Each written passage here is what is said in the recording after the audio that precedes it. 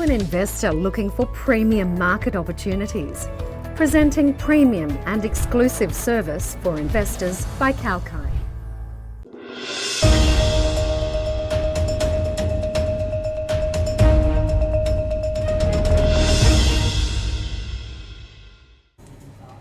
Hello, I'm Lauren Hayes and this is Kalkine's Daily Trending Economic News. The European Union and Australia have failed to conclude talks on a planned free trade agreement following unresolved differences around agricultural products.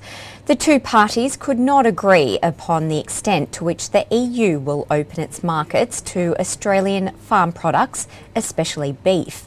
The EU and Australia began negotiations in 2018 and it was hoped talks would be finalised this week.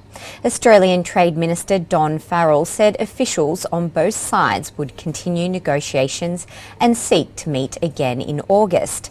He commented in Brussels that Australia needs meaningful agricultural access to European markets for its beef, lamb, dairy products and wines, much of which are subject to tariffs and quotas.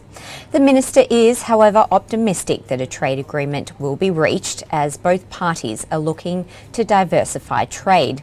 In particular, with Russia's invasion of Ukraine affecting the EU and following Australia's major trading partner China imposing blocks on a range of Australian farm products in 2020.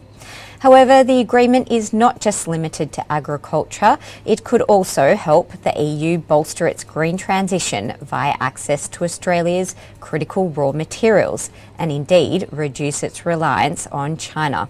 As Australia is the world's largest producer of lithium, along with having large deposits of other critical minerals such as cobalt and rare earth elements. Negotiations are also including the EU having greater access to Australian energy and raw material products as well as services.